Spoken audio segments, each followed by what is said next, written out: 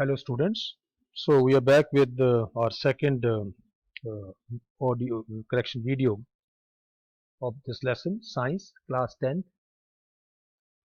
In the first video we discussed about chemical equation. Let us move further now. Now here, in this case, what we find that, if you remember, we finished at narrative 13 here. So we'll start from there only. So when we go for 14th one here, now 14 says in a number of atoms of each element is same on both sides of the arrow, as we find here of the equation, of course. So this equation is a balanced one. How? Let us see.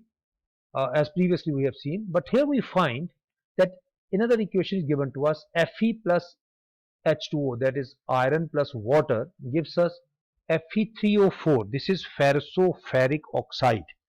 Remember students, there are two oxides of iron, ferrous oxide FeO and ferric oxide Fe2O3, and this is the combination of both. So this is called ferric oxide with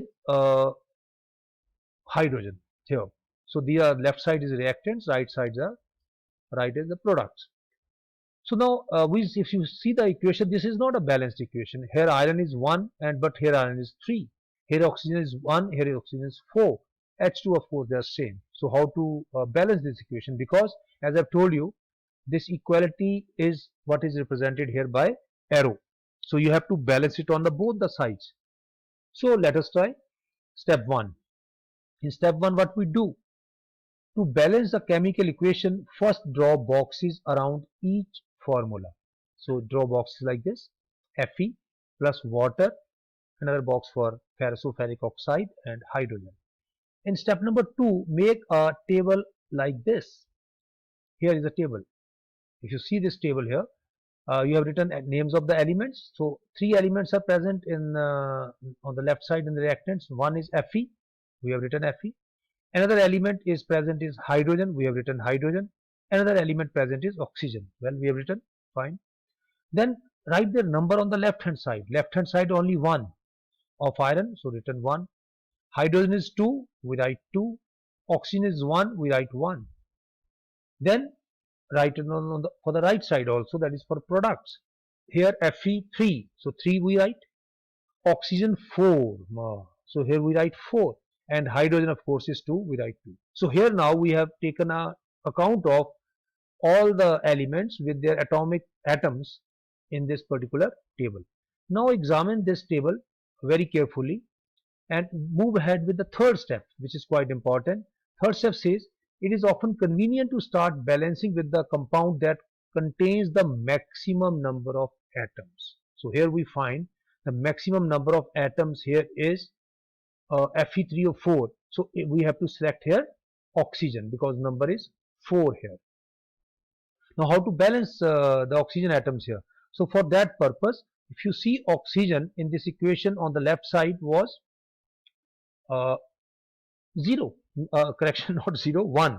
So it means if it is 4 here, so to balance oxygen, if you put 4 over here, so if you write Fe plus 4H2O, oxygen is balanced. But in this game, others become unbalanced, which we will take care. So what we'll see here, that we write it, multiply it with 4.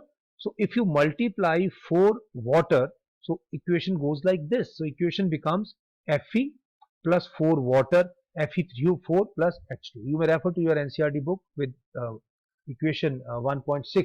It is written over there, partly balanced equation. Very rightly so, because oxygen 4 into 1, 4. So oxygen is balanced, but iron is not balanced.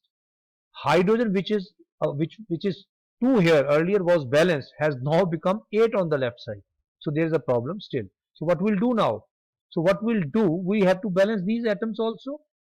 So for this purpose, let me go to the next part here.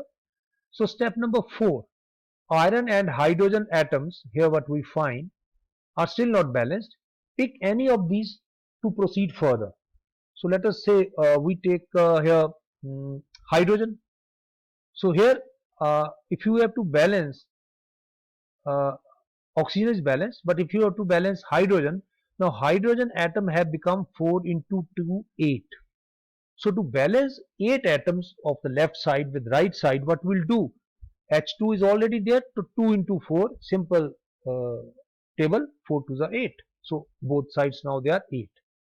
Now what we find in this equation, uh, oxygen is 4, oxygen is 4, hydrogen is 8, hydrogen is 8, but Fe is 1 still on the left side, but here it is 3. So obvious guess from your side, I'm sure you will write 3 here, and then this equation becomes a balanced equation. So just write 3 over here.